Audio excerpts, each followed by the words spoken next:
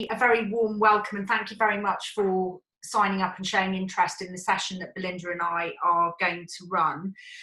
Thank you also for answering the questions, those of you that did. We were just trying to get a feel, because we don't know you all or your businesses, trying to get a feel for what kind of things are on your mind, with a view to trying to construct the session to give you something helpful to go away with. And what's clear to us is there are a lot more tactical issues that are pressing for you to deal with, but we just wanted to position and remind people of the purpose of this session as it was originally advertised, which is much more around helping you to think about you as a leader and an individual in your business. And really it's such a broad topic, and with an hour of time available to us, what we did put out originally was much more around thinking about leadership style, and hoping the session does what I describe as get you to take a helicopter view, take you out of the detail of the day-to-day and take a helicopter view of what's going on in and around your business. So we won't get into lots of tactical stuff necessarily today, and if there are topics that are of specific interest to you that we don't cover or can't cover today, we will make a note of those, and that will be fed back into Inspire, and either we'll look at doing a different session with perhaps different people, or we'll try and marry you up with specialist individuals who might be more appropriate to deal with some of the more tactical things that are causing you pain at the moment. So I hope that's all right with everybody. As Henrietta explained, it is an interactive session. We have tried to build in time by extending it for Q&A. There will be a level of discussion that we invite you to participate in as we go through the session, and we will be asking you to use the chat facility. So if you want to ask a question, try and let us know on there, and the one, either of us who aren't speaking will keep a track of that with a view to capturing those and answering them. So, okay, moving on then to the second slide, please, Belinda, as you're driving. So, as you know, I'm Pippa. My colleague Belinda and I will be running the session today. Because of the amount of time, we're not going to do a round robin and ask everybody to introduce themselves and talk about their business. So I hope that's okay. But suffice to say, we've got a really good spread of people on the session, ranging from plumbing businesses to property services, luxury bespoke holidays, which was really interesting to read about. So we will ask Kelly to send out contact details for everybody, as long as you're all comfortable with that. And my suggestion is you connect on LinkedIn or by some other means if there is areas of mutual interest or collaboration that you'd like to explore with people who are on the call. So just if we can turn to the chat facility now, just briefly, if you can jot down why you're here today, so that everybody can just get onto a level footing and we can make sure that the technology is working, more importantly.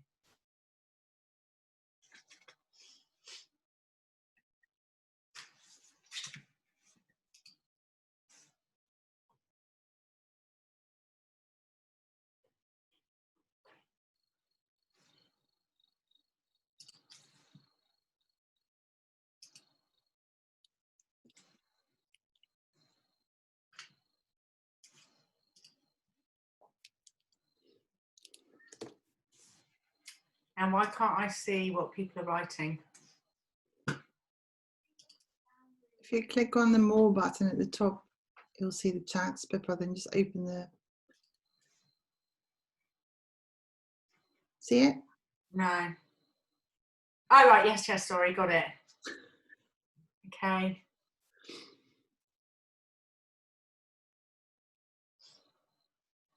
Okay. So thank you very much for doing that. So if we can move on to the next slide, Belinda.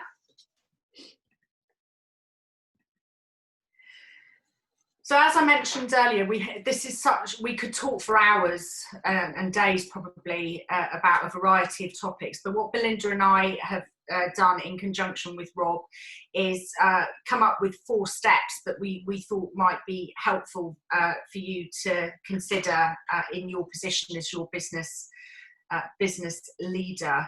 So we can fully appreciate you're probably feeling really punch drunk and having mixed emotions, and then having the pressure of as well of trying to keep your people engaged and feeling buoyant and hopeful is probably pretty exhausting. So the objectives of the session today are really just to outline some helpful steps to help you move you as an individual, but also your individual out of lockdown.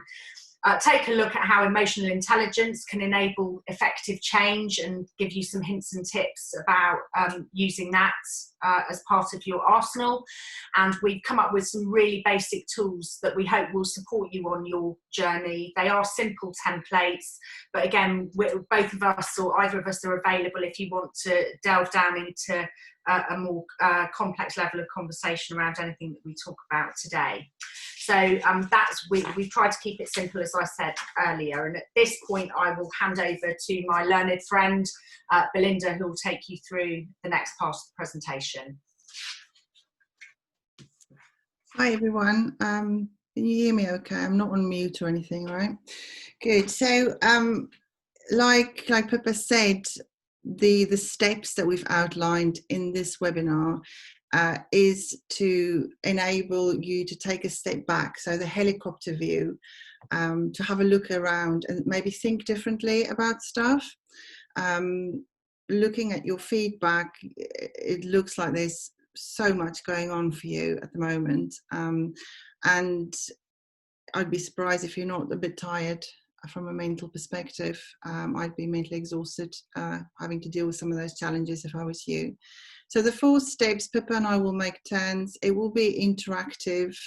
At any point, if you've got any questions, please ping them on the chat and we'll pick them up as we go. Thanks, Claire. There's another chat that's come through. So I'll crack on, Pippa, if you look at the chat as we go.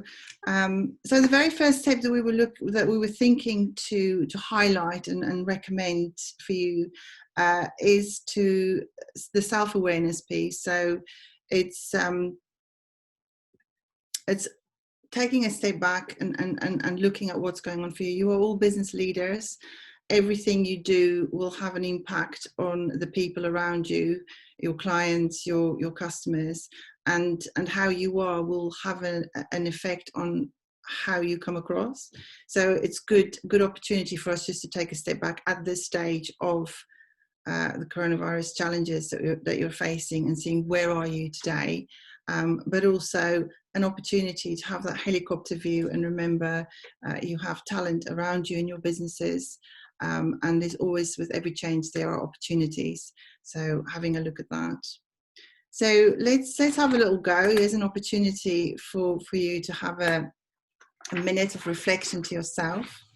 I'd like to invite you to maybe grab a pen and paper. Hopefully you've got pen and paper where you are. If you don't, then just have a think about some of the questions that I'd like to ask you this afternoon. I'd like to invite you to choose one of these characters, one of these little blobby characters on the tree. And the character on the tree that you would associate with yourself most today. So have a look at those characters and say, okay, well, today I am like this blobby here on this tree. Choose one. And then once you've chosen one, I want to ask you 3 questions. Everybody got one? Found a character?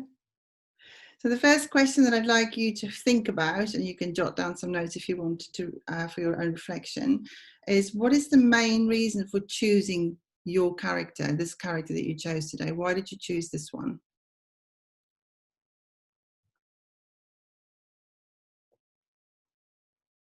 And then the second question, how does feeling like this character influence your choices and your decisions at the moment?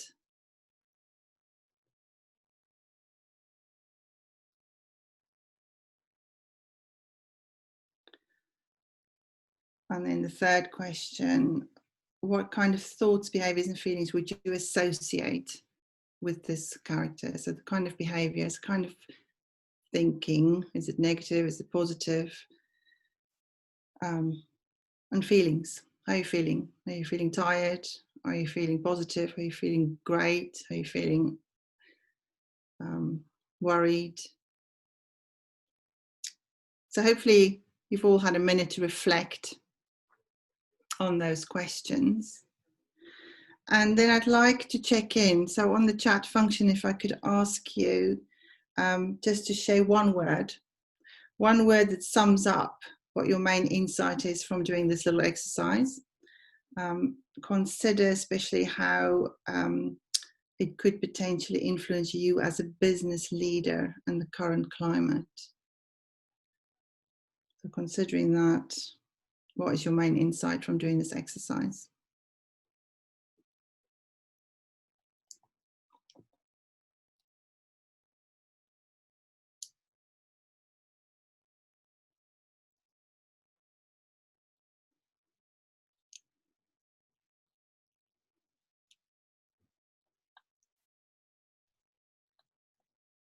That's great.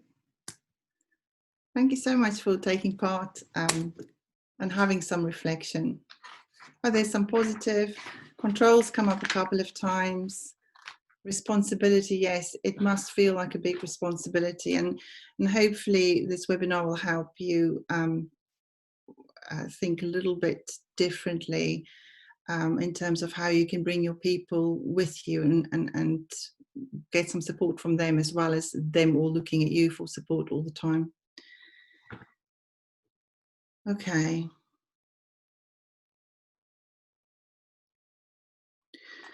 The other bit that's really super important that we've brought into this webinar is a question around your mental health.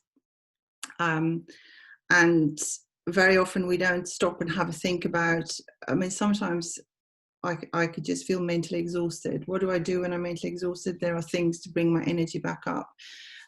So we wake up every morning with a certain amount of energy in our bodies, and how we choose to spend that energy it runs out is up to us. So sometimes that energy goes into worrying or getting stuck on something small because we're so tired and we're not thinking about it. But other times, if we're self-aware, then you can balance that a little bit and be kinder to yourself and stay healthy. So on this slide, I've done a little continuum. Have a quick look at that and have a feel for where are you on this line at the moment. Are you more to the left or more to the right? Mental health can have a huge impact on how you think, how you react or respond, etc.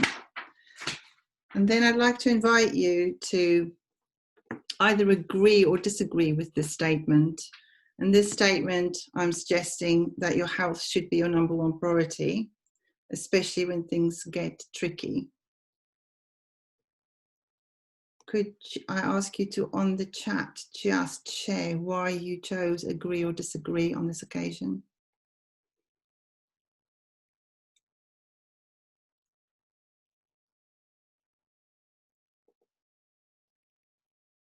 Yeah, that's right, Claire.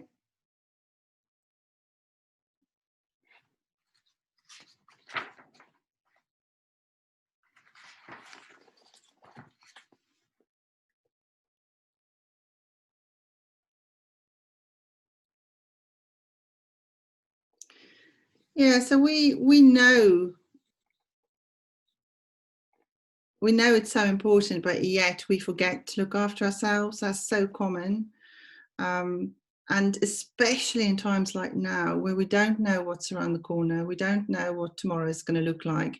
This is so important. And if anybody needs some more information or support with anything like this, let Inspire know, and we could maybe put some webinars to help in terms with tools and techniques to help this really to stay this really strong. Yeah, Chris, I get what you're saying there. Sometimes there's a time for everything, isn't it? but it does become unhelpful or gets in the way if it carries on for a very long time. So there are times when we just have to drop everything and fix the crisis. But as long as the balance comes back up when the crisis is over, then you should be okay. Good. So thank you for that. Thank you for participating in that. And if you wanted any information or anything like that in terms of mental health tools, then let us know. The next slide is a quick summary of emotional intelligence. So you will have all heard of emotional intelligence. So I wasn't going to harp on about the ins and outs of it. On this table, have a quick look just to familiarize yourself with what it is. In a nutshell, it's around awareness and around managing what you know. So being self-aware and also being aware of what's going on for others, and then being able to manage that. And could I ask you to just share in the chat why you think emotional intelligence is important during times of change? Or if you don't agree, let us know.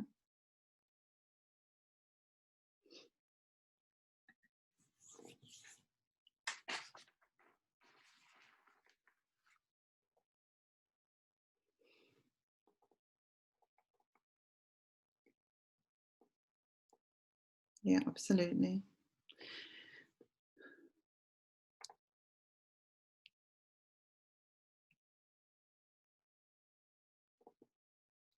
Have a little think about where the gaps are for you. I know where my strengths sit when I look at this table, and then I know where my gaps sit, where I have to work a little bit harder.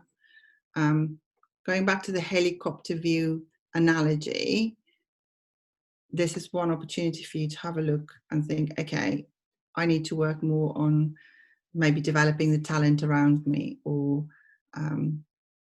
empathy. Very hard to do empathy when you're under it yourself. Great. Thank you for sharing that on the chat. The next slide is a little video that you can go and find on YouTube at any time as well. I use it quite a lot when I do mental health training, because we think we know what empathy means, but this actually explains what it is very, very well. And it's narrated by a woman called Brené Brown. I don't know if you've heard of her. She does a lot of TED Talks, very inspirational for leaders, business leaders. So if you ever wanted to learn more about that, it's very short. Enjoy. Hopefully it works.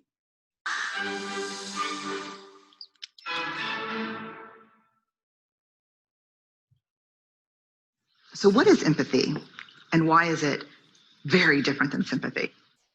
Empathy fuels connection. Sympathy drives disconnection. Empathy, it's very interesting. Teresa Wiseman is a nursing scholar who studied professions, very diverse professions where empathy is relevant, and came up with 4 qualities of empathy. Perspective taking, the ability to take the perspective of another person or recognize their perspective as their truth. Staying out of judgment, not easy when you enjoy it as much as most of us do. Recognizing emotion in other people and then communicating that. Empathy is feeling with people. And to me, I always think of empathy as this kind of sacred space when someone's kind of in a deep hole and they shout out from the bottom and they say, I'm stuck, it's dark, I'm overwhelmed. And then we look and we say, hey, you climb down. I know what it's like down here, and you're not alone. Sympathy is, ooh, it's bad, no, you want a sandwich? Empathy is a choice, and it's a vulnerable choice, because in order to connect with you, I have to connect with something in myself that knows that feeling. Rarely, if ever, does an empathic response begin with at least. And we do it all the time, because you know what? Someone just shared something with us that's incredibly painful, and we're trying to silver lining it. I don't think that's a verb, but I'm using it as one. We're trying to put the silver lining around it. So I had a miscarriage. Oh, at least you know you can get pregnant. I think my marriage is falling apart. At least you have a marriage. John's getting kicked out of school. At least Sarah is an A student. But one of the things we do sometimes in the face of very difficult conversations is we try to make things better. If I share something with you that's very difficult, I'd rather you say, I don't even know what to say right now. I'm just so glad you told me. Because the truth is, rarely can a response make something better. What makes something better is connection.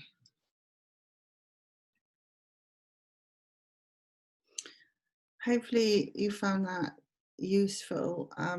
Empathy doesn't come naturally to all personality styles, and I have found this really, really useful for me when I connect with people.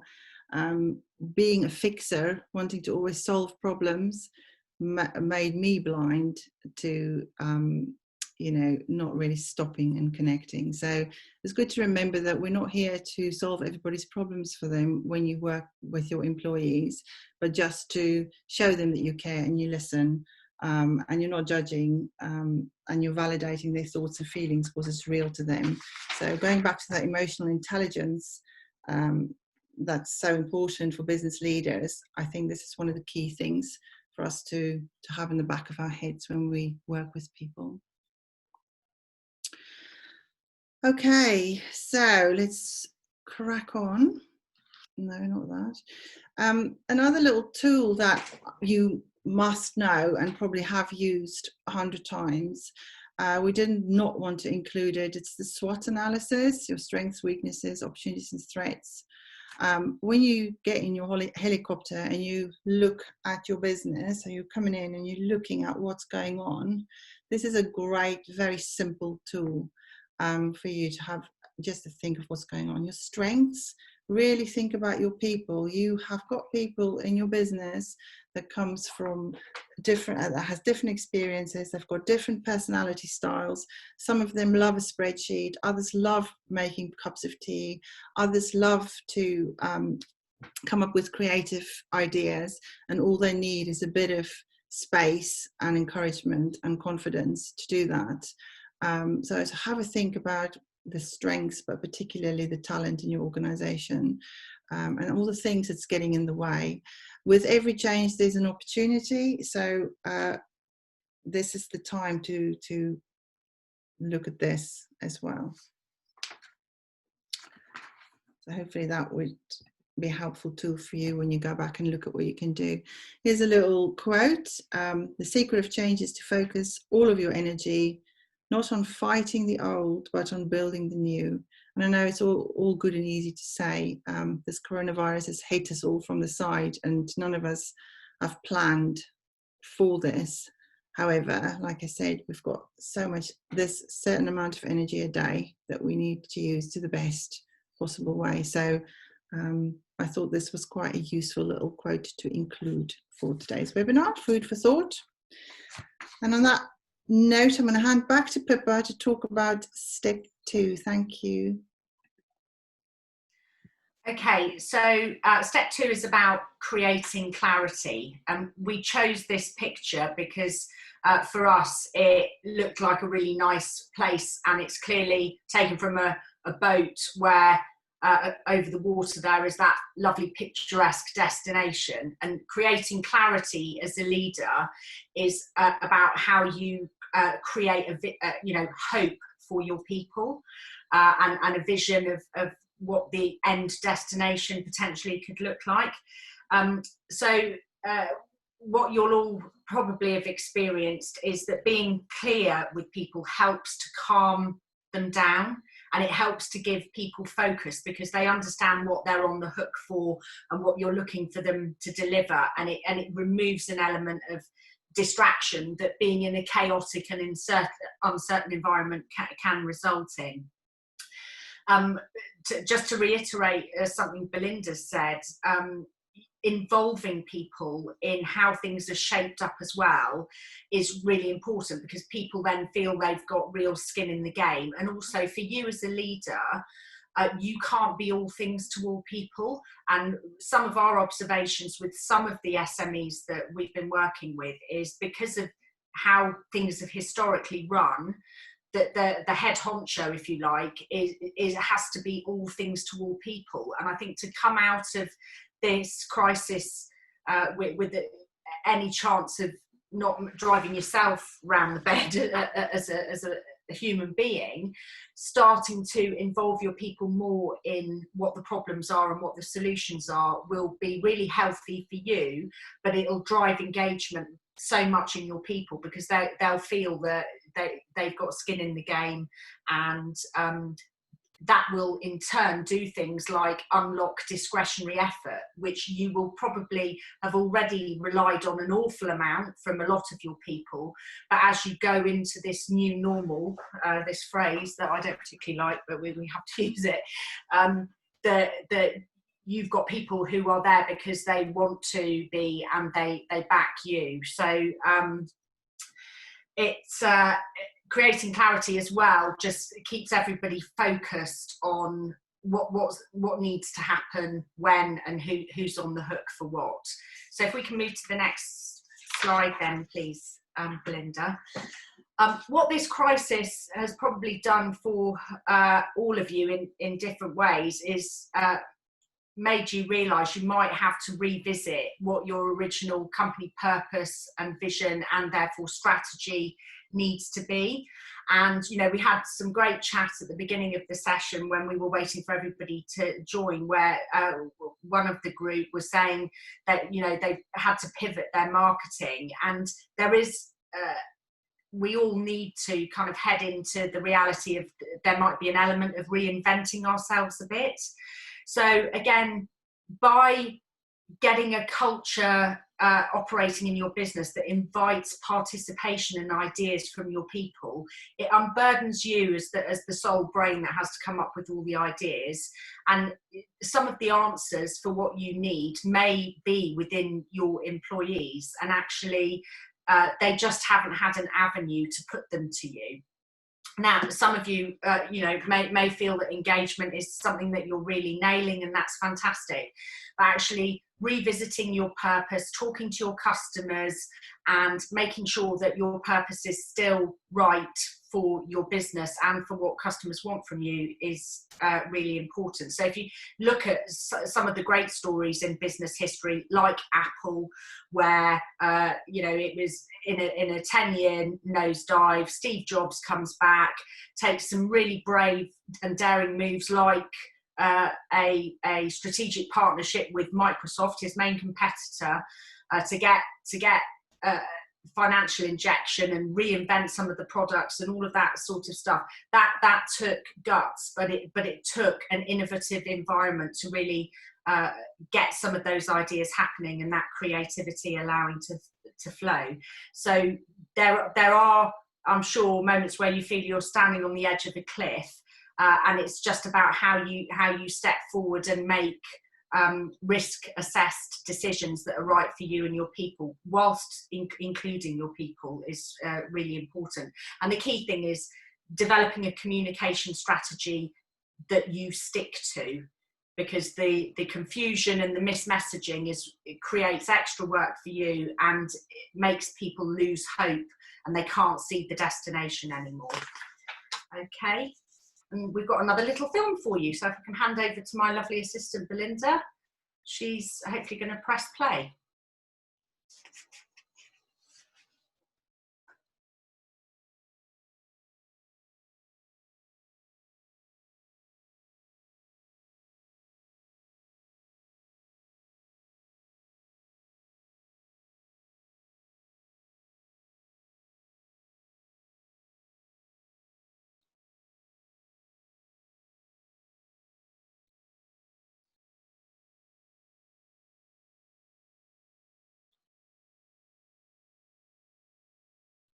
We've got any sound.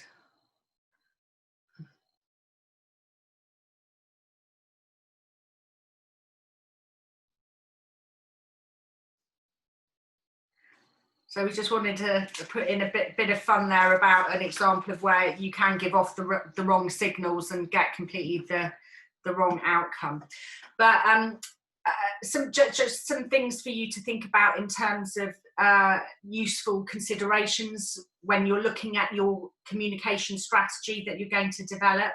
Again, if you get into the helicopter and think more broadly around your business, making sure you understand who the audience are and what their needs are is really important to give you a framework to work within. And deciding how frequently and using what media you're going to use and having that in your plan and sticking to it gives you a sense of control and a bit of scaffolding around the process.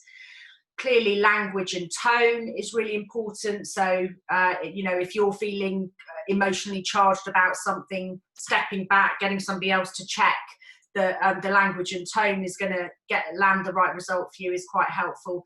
And again, the delegation piece, you don't have to be all things to all people necessarily. So pick the folk around you who you know are good at this sort of stuff and empower them to own shaping up some of the communication for you, and making sure you're going to have to be really directive with people, I'm sure, at times, but balancing that with praise just keeps people's emotional scales at the right level of balance in terms of their lock into you as a leader. So a good comms strategy creates a drumbeat, it creates a pulse of predictable communication going out to people. They learn to expect it, it calms everybody down, but equally they also know when they have the opportunity to feed back to you. If you don't have a comms strategy that gives you structure and control, you will end up being sucked into having to respond to messages in a willy-nilly sort of way, and all that's going to do is distract you from what's far more important in terms of developing business, looking at new products or services, managing client issues, that sort of thing. Thank you, Belinda. So again, we didn't want to teach Granny to suck eggs here, but we can send some of this stuff out if it's useful and you don't currently have a communication framework that you use. It's really simple stuff, but by having a plan, you can manage yourself to it, and you can measure that you're actually getting your drumbeat working and you're getting that predictable pulse of information going out to people and a predictable pulse coming back at you. So this is just a really simple template, a description of what the communication event is, what's the purpose of it. So make sure you do have a purpose, because sometimes we communicate for no reason and it disengages people rather than doing what we wanted to do. The frequency of it, how regularly are you doing this, what's the method that you're going to use, who is the audience that you're directing this at, and really importantly, who's on point to own developing the content and delivering the message. So on to the next slide then. Again, these might, we hope, are simple things to keep in your back pocket, more as a kind of check-in, because when you get sucked into the busyness of the day-to-day, as we all do, just having things that are useful to check back with might be helpful for you. So we've got some do's and don'ts. I'll let you have a read through of those. And just if you're happy to go into the chat area and let us know, based on really honest reflections about you and your personal style and how you typically do things, what are some of the things that you personally are going to need to think about doing differently when you look at communicating with your different stakeholder groups?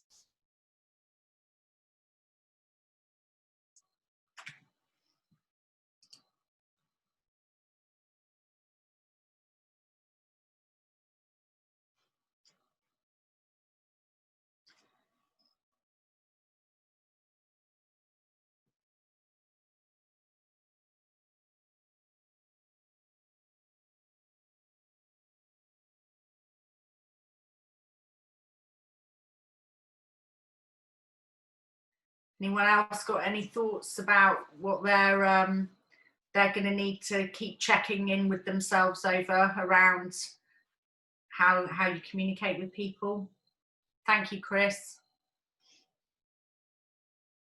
That's a really easy one, because you always think you're explaining it clearly because you're getting it ordered in your head as ready to come out of your mouth, but you can't always guarantee that that's how it's been received and understood. Yeah, great, fine. That's the difficult one, and something to think about. If you've got a negative Nelly in your business, for example, who might be good at embellishing or starting rumours, think how you can get them in the camp.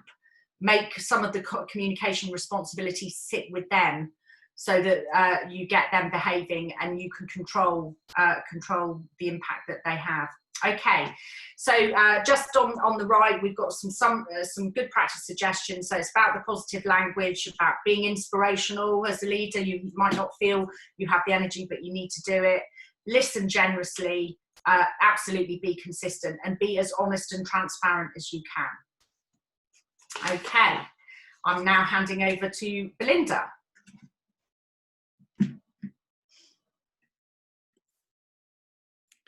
Sorry, I just had to unmute myself and move everybody's faces around a bit, so sorry for that. So yeah, the third step that we thought would be really helpful for you to consider and think about as we move our businesses from this point onwards with the coronavirus context is to really focus on empowering your people. So before I go any further, I'd like to invite you to put in the chat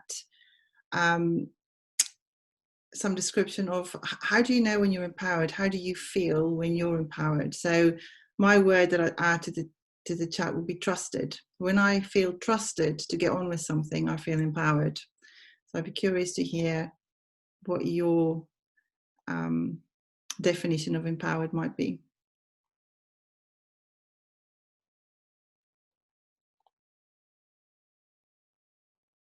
Absolutely.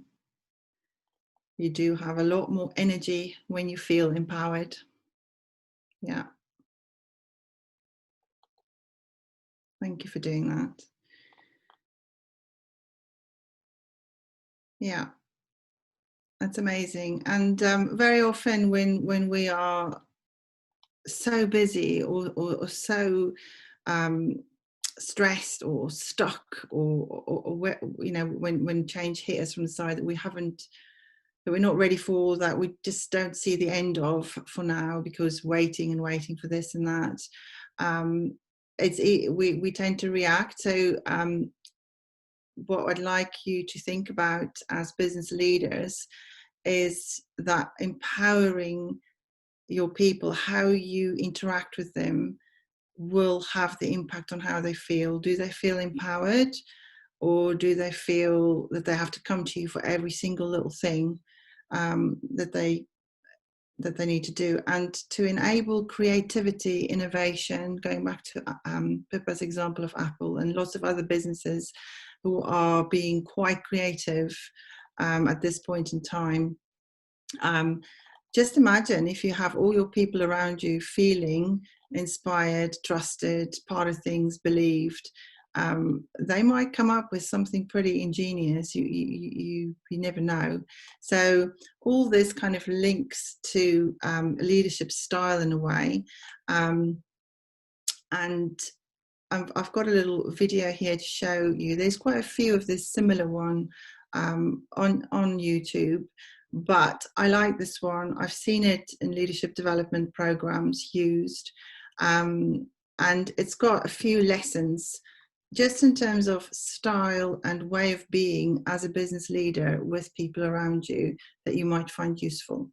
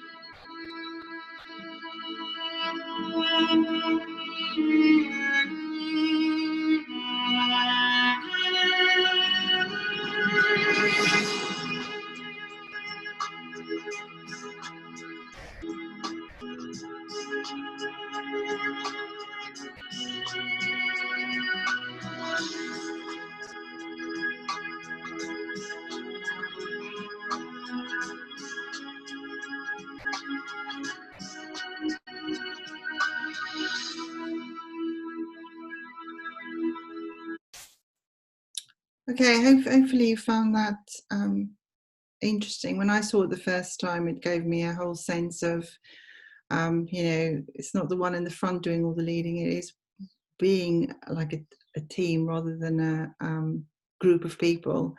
And what we've talked about already on this webinar, if you get your clarity right and people are with you, then this becomes a lot easier. But it's setting those things in place in the right way that will be most helpful. I'd like to just ask you to share in the chat quickly what you think the producer of this clip wants leaders in the business world to have learned. What do you think the message is?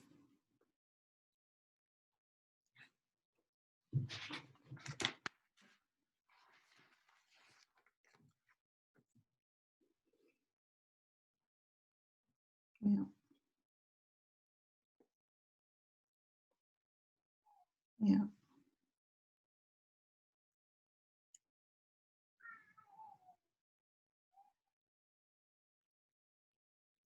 Great. Great. It's very difficult to be together if you're not all clear on where you're going. So hopefully that's a key consideration that you're taking away from what we're bringing to you today in this webinar. Obviously, I'm not going to expect you to have a super quick read of this. We will send this to those of you who are interested. You might have seen Goldman's leadership styles already. The point that I'd like to make with this slide is there are various leadership styles, and when you look at these, you will recognize where your strongest leadership style sits. Now, there's a time and a place for everything.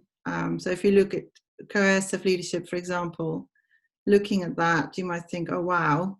But actually, if you can imagine, if there's a fire to fight or there's an armed forces life or death situation, that's exactly the kind of leadership style that will be required. Have a think about what this coronavirus situation has brought to you as business leaders and what's going on for your people and for you, and find the leadership style. It could be a combination of these 6 that you think will work, and then think about how you can develop those skills more. A key one that I would like to ask that you have a think about is the listening skill. The more you stop and listen before telling and showing people what to do, the more you will find out where your people are at, and you can meet them where they are and actually bring them with you on the right journey, so that you're not the one feeling all the responsibility all the time, but you're doing it together in your business, and all that creative juices flows because people feel empowered around you. And again, there's a time for everything. So if it doesn't fit with what's going on in your business content right now, then that's fine. This is just food for thought. This is just lots of information for you today, for you to figure out what you need to be doing. Okay, here's another little quote. If you can't fly, then run. If you can't run, then walk. If you can't walk, then crawl. But whatever you do, you have to keep moving forward. And I think this is super true. And it might be that at this stage of the game, the only option is to crawl, because we don't quite know what's around the bend. So if you were going to do a strategy, a 3-year strategy, you might only be able to do a 6-month one now. And the point is that we're trying to bring across to you today is that that's okay, because you have to look at the context. And on that note, I'm going to hand back to Pippa for step 4.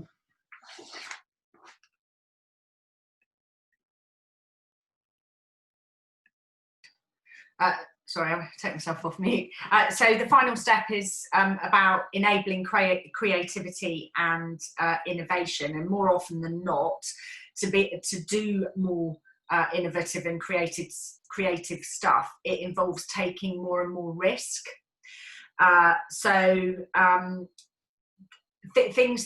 Simple things you can do are, when you're looking at your communication drumbeat, is there an activity you can do every day or once a week or whatever it is that allows you to get your people together and ask the crazy questions? What if we were to look at doing this? What if we went after that market that we've avoided forever? What if we were to make a product that could do this? And having safe time that encourages people to come up with those ideas in a more relaxed, fun environment is where some of your ideas engine may start to play out for you. You then need to kind of risk assess those ideas and take some calculated, sensible decisions about what you're going to run with, because it will involve a level of investment, and you know, if cash and things are tight, you obviously need to make sure that you are sensible about the level of risk that you're prepared to take. But if you have to pivot your business, you are going to need to increase your risk appetite. So what is that currently? Can you innovate without taking any risks at all? If you use the SWOT analysis process that Belinda showed you earlier and actually run a basic risk assessment process that I'll show you shortly around each of those 4 quadrants, and build that into your cyclical business as usual management processes, you start to walk along with risk and manage it, and therefore that makes you feel safer, and you can start taking more calculated risk. So just a quick session in the chat room if we can. So why do you think it's important to take more risks in the current climate, and what's getting in the way for you, if anything? So if you can just answer those 2 questions. Why is it important to take risks in the current climate, and what's getting in the way for you, if anything is at the moment?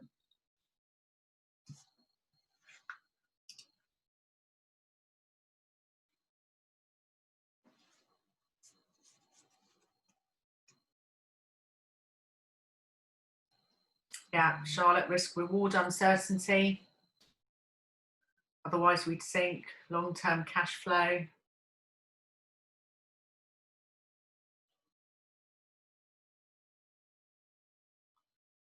Anyone else got anything they want to hop in? Winners and losers in this crisis. Want to be a winner, but obviously high uncertainty means high risk. Cash flow, need to keep taking risks to move the business forward.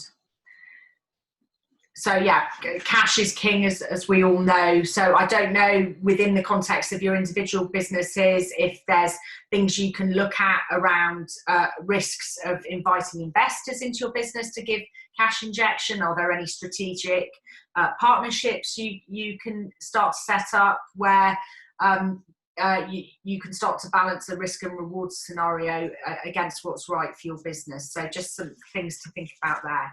So next slide, thanks, Belinda.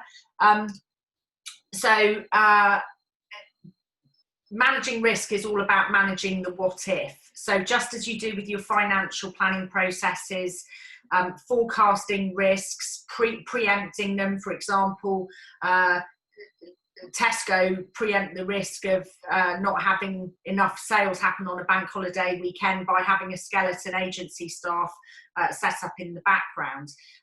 By eliminating risk, you might decide that you stop doing something altogether. If you want to contain risk and you're a food factory, you're going to implement all the social distancing and maybe look at a split shift and make sure that your production can run. And contending with risk might be around, if you're worried about losing key people, having a proper engagement plan and a reward retention strategy for your people could be a mitigation factor that you look at. So this is all about managing the what if. Next slide, thanks.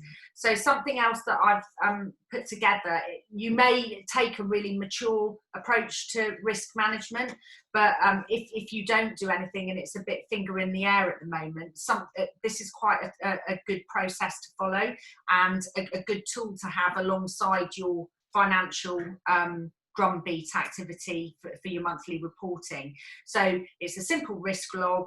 The risk, you need to state that in a complete sentence which states the cause of the risk and the risk itself and what the effect of that risk coming to pass will have on your business.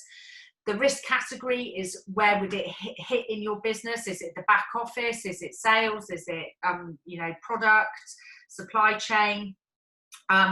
And you can then move into thinking about the probability and the impact of things happening. And there is some guesswork here, because let's face it, how many of us on this session thought we'd ever be sat in a pandemic situation as we are today?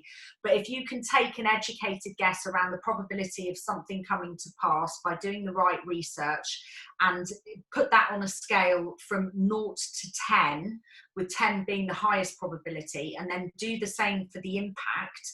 So if that occurs, how much is it going to crash and burn your business? And again, do that on a scale of 1 to 10. You come up with a risk score, which means you then multiply your probability and your impact, and that will give you a number somewhere on a scale of 1 to 100. And then you rank your risks by highest number first, and you can start thinking about what would you do, what would your risk response be if some of those things come to pass, and what would the trigger be, more importantly, that would let you know that things are starting to look like the risk is going to come into fruition. And if you're using this discipline as part of your regular monthly business management process, you're doing that external horizon scanning, and you're keeping your risks as part of your business as usual conversations. And more importantly, you start getting a broader parish of people in your business thinking about how they have a risk management responsibility as well. And the last column clearly is who's the person that is responsible for managing and updating the risk. And that's normally a business leader in whatever part of your business the risk sits.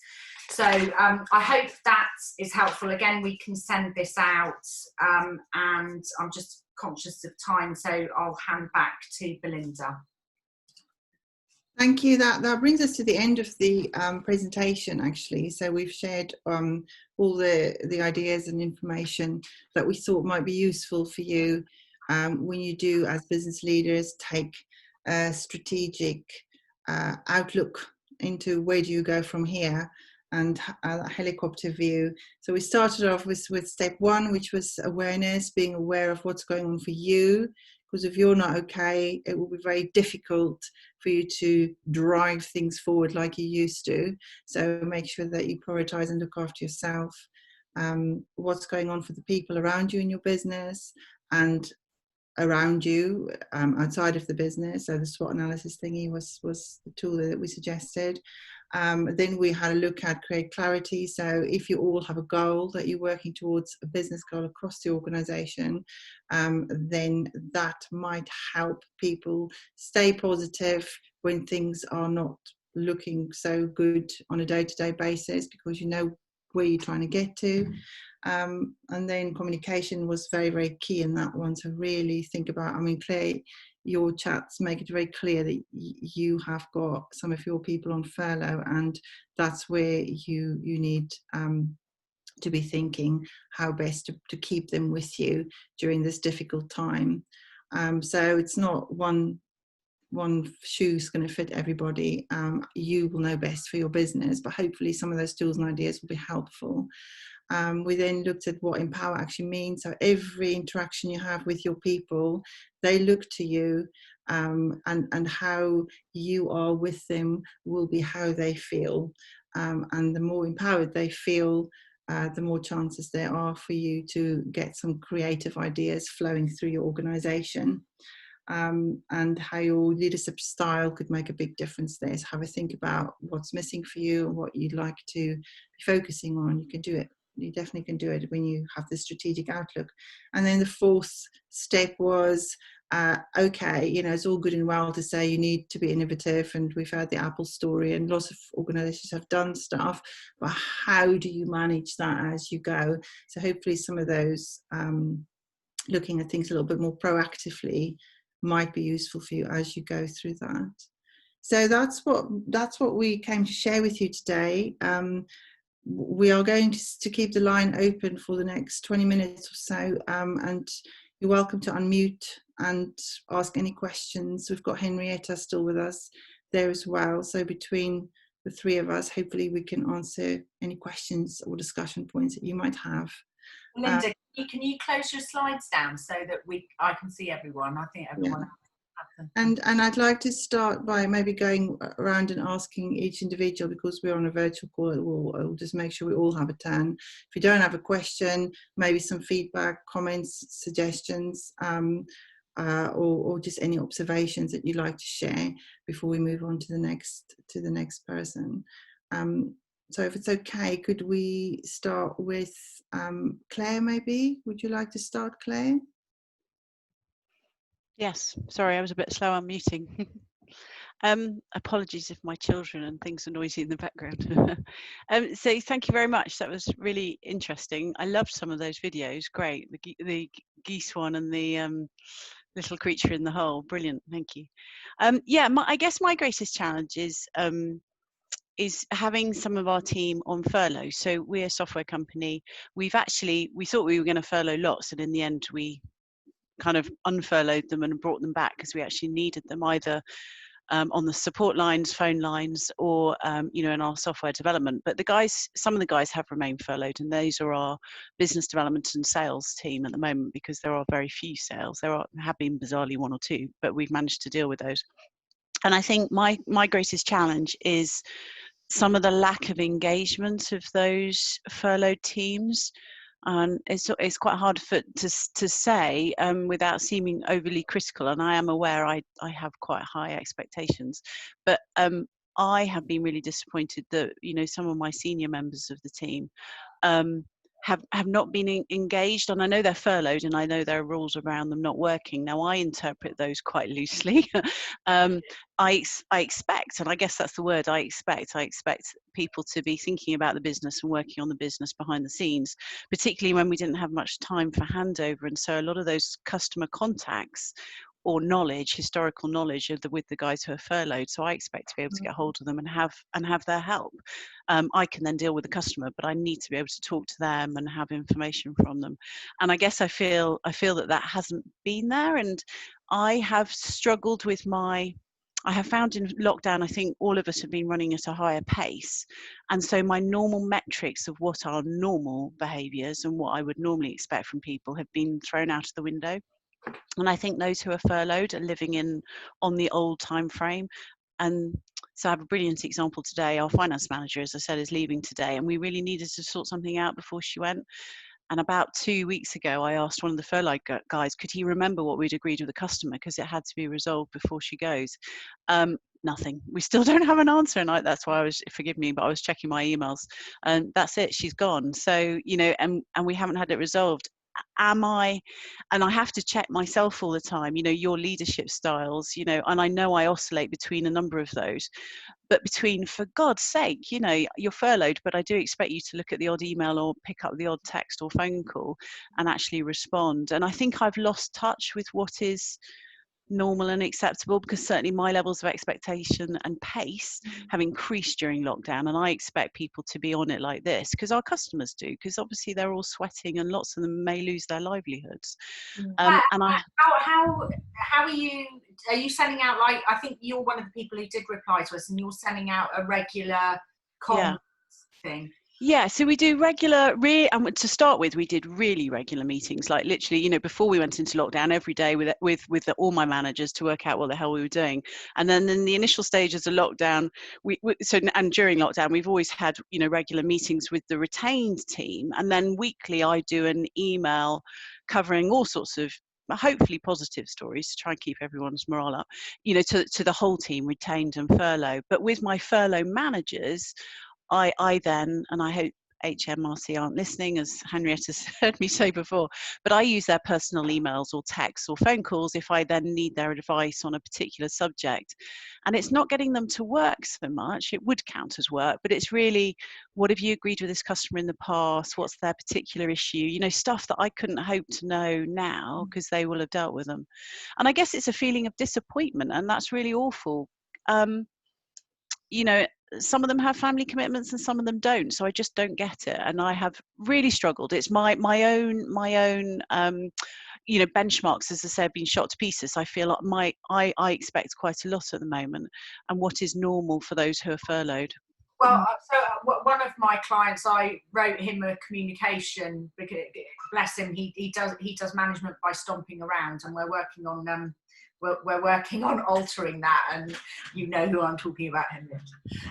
But I did a communication, because he was ranting and raving one day that he'd gone round to deliver some post, and it wasn't somebody who was furloughed, who's working from home, and they came to the door in a sundress looking a bit sweaty. So he decided that they were enjoying the garden, and my point was, as long as the work's getting done, then fine. But that's different to your furloughed people. But in the communication, I made it really clear what he was expecting of people, which was, if you are furloughed and, if you're working from home, I do, if I'm contacting you, asking for a response on something, I do expect that, and that's not unreasonable. And I don't think HMRC would see that unreasonable. So we can have a chat offline if you want, but I would be suggesting you do something like start to pave the way with your tone in your written communication, that things are going to be different, and actually particularly with your managers, you could invite them onto a Zoom call and class it as training, which would keep HMRC happy, just to update them on how things have changed in the business, because actually you have expectations on them doing things differently. And then I would be quite upfront with people and just say, I am here along with the retained skeleton structure of people, doing everything we can to make sure there is a business for you guys to come back to. In exchange for that, I am asking you to engage with me, and we could work up some words, but a nice kind of gentle poke in the chest, and Belinda will possibly say something different, I don't think is out of order. That would be incredibly useful, because I've had an honest conversation with him at the a few weeks into lockdown, so just after Easter, where I was first hitting these problems, and he just wasn't replying. Literally, I'd send texts going, hello, are you there? Nothing for days, almost a week. And so we had an honest conversation, and then it's happened, as I say, in the last 2 weeks. And I think it's almost like they're using furlough as an excuse. I won't do anything, and that to me is just absolute rubbish, because HMRC don't want them working, but they want the business to survive after this, because otherwise it's going to be a lot more expensive for them. Exactly. And you can do things like check in with the HMRC advice, but I can't imagine anyone would just expect people to be kicking back and not engaging at all, particularly if they've got critical information that mean the wheels on the bus need to keep turning. And we've missed a critical deadline today, because she's, the finance manager's left, so it means we'll have to do something ourselves. But it just is really, it's very frustrating, and he's really senior in the team, and I think I don't understand it. I've tried to have a conversation with him to understand this, so I'm sorry. I know you've got lots of other people on the call, but I'd love your help. Would be great. Thank you. Feel free to contact me. I'm really happy to have a chat. I think what this does for you and anybody else who's experiencing this is it gives you serious food for thought when you come to look at who are the people that you want to put into critical roles and that you see being really important to growing your business. What are the behaviours and hearts and minds commitment that people are showing you? Because that will be part of feedback conversations, and it will guide your decisions about who you put into trusted positions. So he might have enjoyed his 2 months off on holiday at HMRC's expense, but actually, if at some point if he carries on behaving like this, potentially he's going to shoot himself in the foot, because all he's doing is signaling to you that it doesn't matter enough to him. And I completely understand why you're feeling the way you're feeling. We don't have to throw the baby out with the bathwater, but I think there's a bit of a come to Jesus conversation to be had at some point, if I can use that term. Sorry, no offence. One thing that we've been advised to do and have done is to have all members of staff, whatever their role, whether they're still working or not, engage in team socials, like once a week, once a fortnight, just to keep the conversations going, so that when you do need to say something that's important, there's a little bit more engagement, or has been more engagement, than if it's just, we need you in this precise moment. Yeah. Really helpful. Yeah, so we do. We have a whole team WhatsApp, and we've got like a team meeting tomorrow, actually, because we've got someone leaving, so it's just to say goodbye. So yeah, absolutely. But those are very, there's 20 odd of us or whatever, so they tend to be quite high level. So thank you, Charlotte. That's useful, and I completely agree. This has been where I've needed real senior management input, and then I don't know where he's been. Doesn't answer his phone or his messages. Well, the other thing is, if everyone's running ragged, get him back and get him working. And yes, except that his role is one that's business development. Well, no one's going to be buying new stuff at the moment, so we're busy supporting our existing customers and hoping they'll pay. But I think so. Yes, he is going to come back soon. Actually, he's in the next kind of wave. It doesn't have to be doing his exact job. If there's other work that he's capable of doing, then lump that on him and make him rock up and get on with it. Yes, yeah, that's true. That's true. And your feelings, Claire, though, are mirrored, generally speaking, to varying degrees. We've got lots of people where they're trying to bring people back from furlough, and the furloughed staff are saying, oh, I don't think I'd like to actually. Quite like another month off. It's sunny out there. And actually it's then having to really box hard and say, actually by law you have to come back. It's not a choice. Yeah. It's not your choice. No. But also I think it's a time for being open and honest, and trying to get to the bottom of why. I mean, certainly when we first went into lockdown, I took the first stint of being furloughed, and I took it personally really badly. And I was an emotional wreck, and I just turned off. I could not deal with it. And it's weird how it takes different people. So it's understanding whether you've got somebody that's actually in holiday mode and therefore is playing the game, or whether you've got somebody like me that's struggling on a very different level because their job and what they were doing was so fundamentally important to them that when you take them out of it, they're lost. So I think that would be a really good question to establish with that particular person. But if you I've asked the question and he just said, "Oh, I'm sorry," and then didn't change. So it's really frustrating. I can't even get to the bottom of why. But I do take that, Henrietta, and for you to say that you turned off is I never thought in a million years I'd hear that Henrietta would ever do that, because you're so engaged. Yeah, actually, it wasn't out of not loving my job. It was, I was lost. It was what had defined me for 3.5 years. Yes, and well, a suddenly lifetime. I wasn't doing it. And how does that work? Yeah, okay, I get that. Can we bring Tim in, because I've spoken to Tim recently. He's got some experience of furlough. Yeah, so we're of our 53 people, we furloughed 36. But just on that last point, it was quite funny. Wearing two different hats. My sister, my older sister, got in touch with me saying her employer had been asking her to do stuff and going for staff meetings and stuff. And she was very much of the opinion, well, I'm on furlough, I'm not allowed to do anything, and really toeing the line. So I gave her the actual what you should be doing, and then said, well, but if you want to keep your bloody job after this, then show a bit of flexibility. so it's a difficult one, because there's and also there's from what I've read, the HMRC are going to be looking into this for the next 6 years. So and they're going to be looking for staff themselves to be the whistleblowers on it, which is a little bit worrying. You're on mute, Claire. Sorry. Sorry, I was just ranting and raving there. It's all right. I probably wasn't adding any value. I just think that's outrageous. Yeah. And it shouldn't be the little guys in all of this. Victoria Beckham. Sorry, I've got an alarm going here.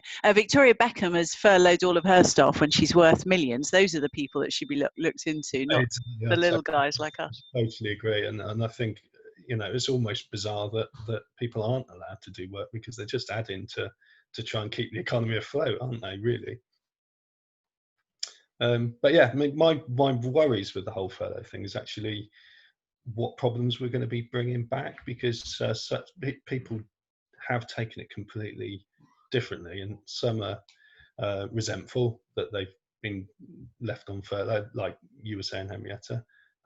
Some are absolutely over the moon, and when Spencer had a meeting with our sales staff about getting volunteers, a couple more people, because we're starting to get busier, who wanted to come back, and actually the response was really lacking, which I was really surprised at. I think possibly due to the weather, it was bad timing, but these people as well. I mean, a lot of our sales guys are younger people, and they're probably not so focused on their career and what the implications are of making decisions like that. But obviously it just looks awful from our point of view if they're not volunteering. So if we do have to make cuts, it's pretty blooming obvious who's going to be on that hit list. The trouble is, people can afford to live on 80% of their income at the moment, because they're not going anywhere. They're not spending any money. They're not even putting fuel in their car.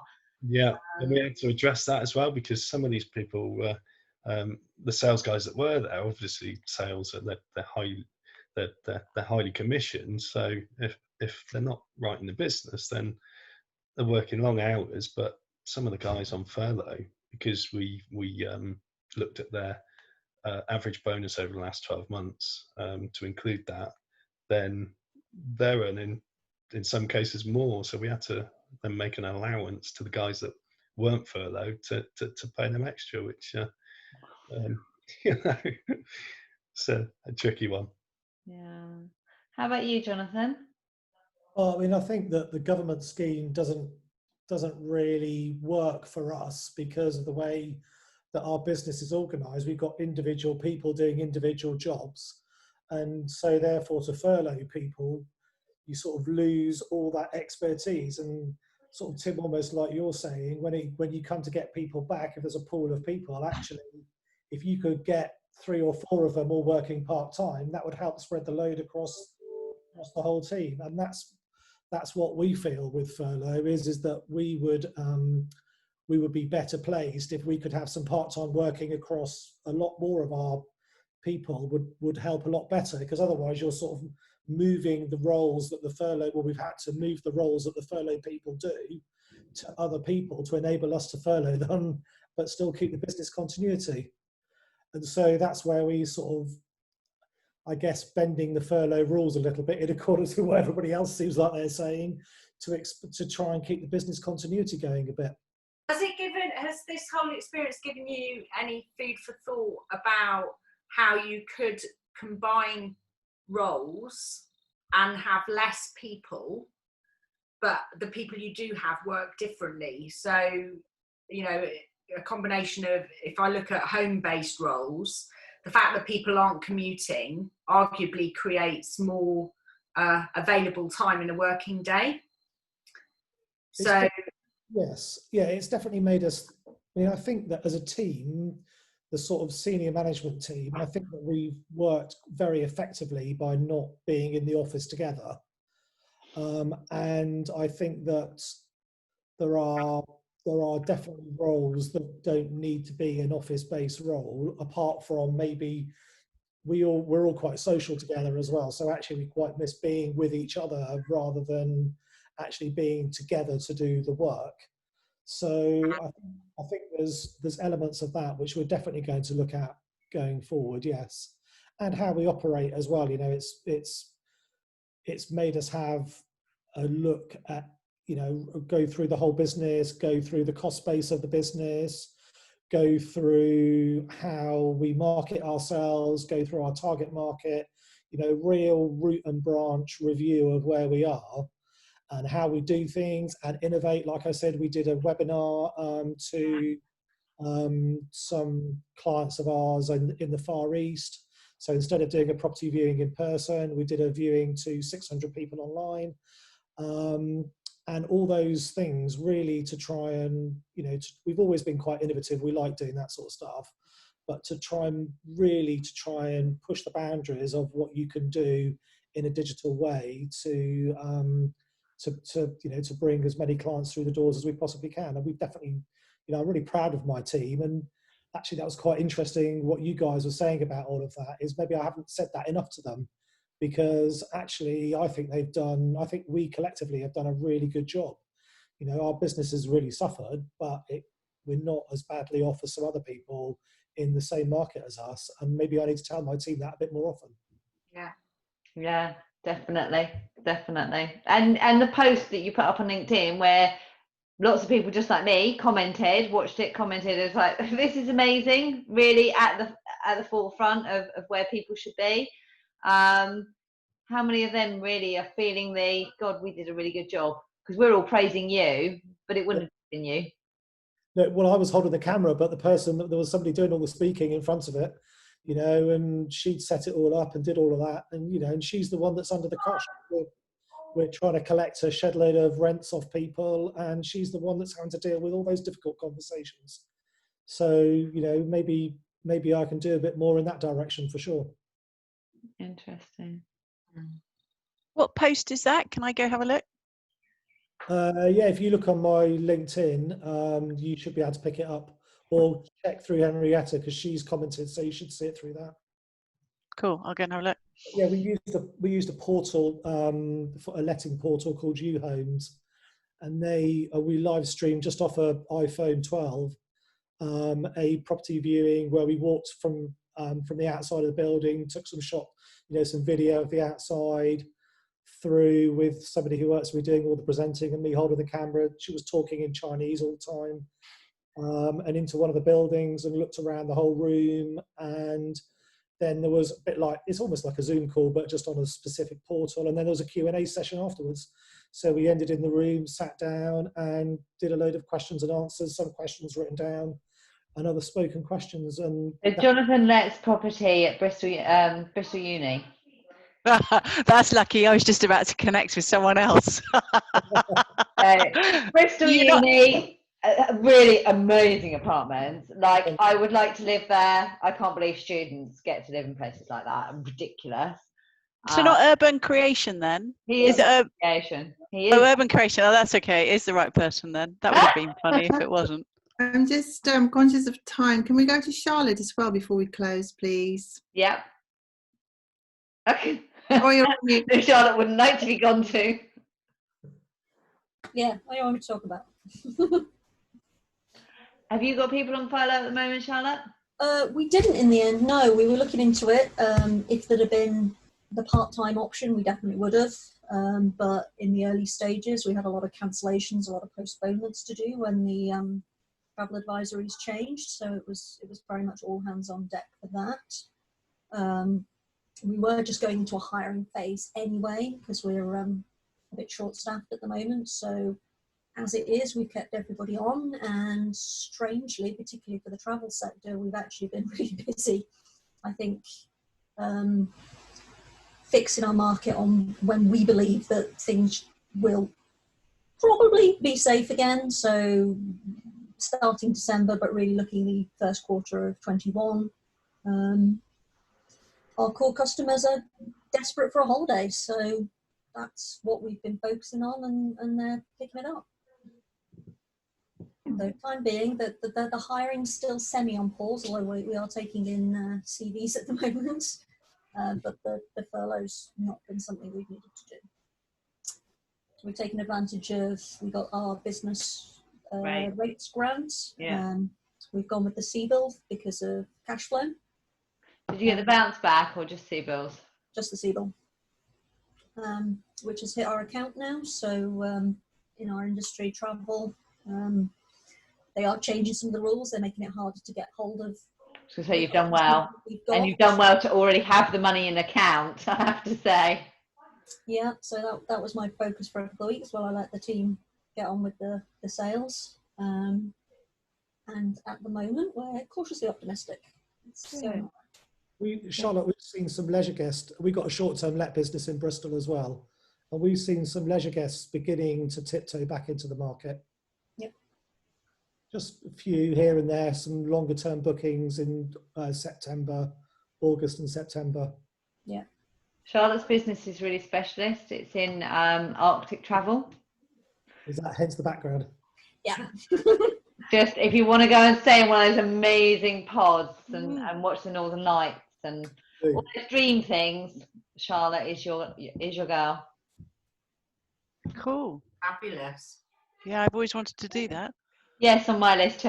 The glass igloos in Finland, which are the famous ones, everyone sees the picture, we're the biggest seller of that product worldwide.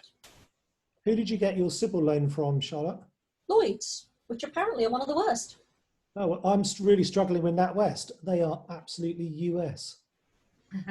They randomly assigned me a business relationship manager who usually does rural Yorkshire, the rural section of rural Yorkshire. But I cannot fault him. He was on the phone every other day until we had all the paperwork. I mean, there was a lot of paperwork, but all went through very smoothly.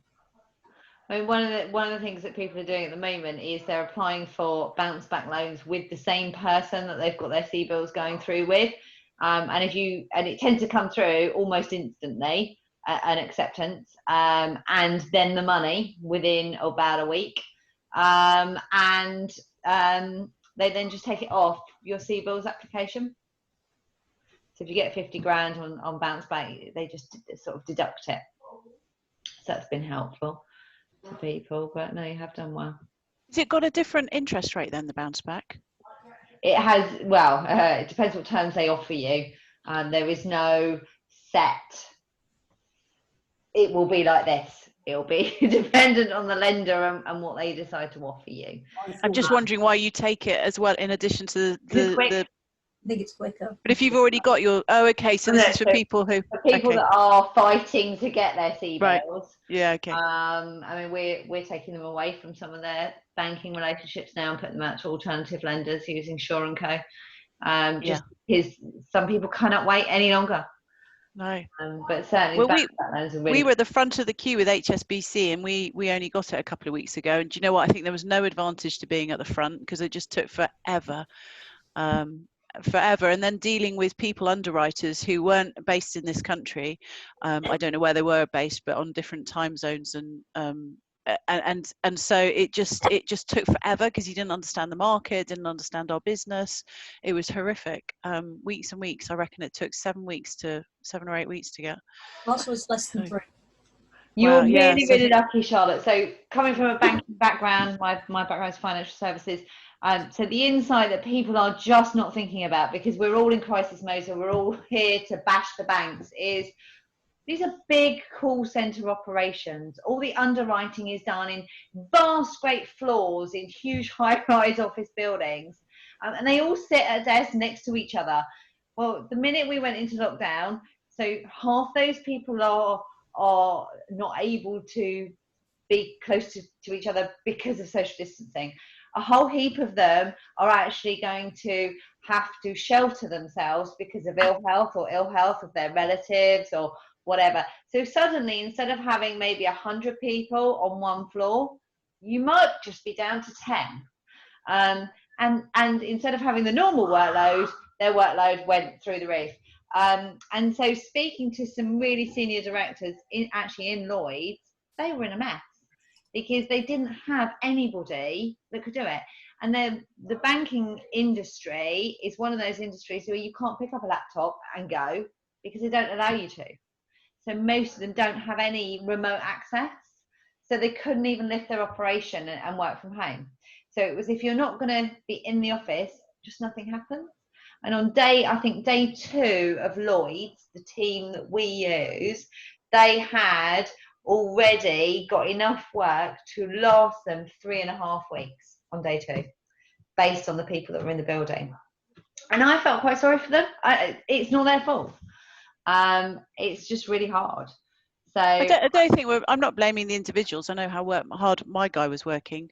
I think it was more that the top-down directive to lend the money hadn't actually been thought through with the structures and the mechanisms that they have in place for, obviously, an organisation, a whole mechanism that is built around caution and doing all of the checks. And I think, and I think it's still hard for them, right? Because 5 years' time, when we've all forgotten this, the banks will still be dealing with bad debt and stuff. So I think it's those things that are hard as well. Yeah. My guy works incredibly hard. It's just it took a long time. I think applying late, like you, Charlotte, was probably actually the sensible thing in the end. Applying early just meant we were the guinea pigs in the queue, and it was painful. But challenging. Right, sorry guys. Anything else that we want to ask Pippa or Belinda? No, thank you.